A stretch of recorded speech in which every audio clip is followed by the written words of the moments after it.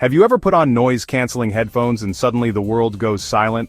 It feels like magic, but it's actually cutting-edge technology at work. So, how do noise-canceling headphones block out sound? Noise-canceling headphones use a system called Active Noise Cancellation, or ANC. Instead of just blocking noise with padding like regular headphones, ANC headphones use microphones, speakers, and advanced signal processing to cancel unwanted sounds in real time. Here's how it works.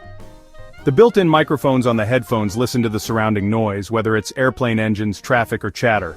The headphones then analyze the sound waves and create a new sound wave that is the exact opposite, or anti-noise.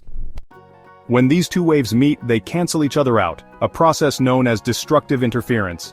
This means that instead of hearing outside noise, you get silence or reduced background sound.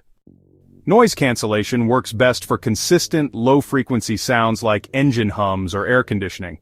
However, it's less effective against sudden or high-pitched noises like shouting or clapping. That's why some noise still gets through, especially in busy environments.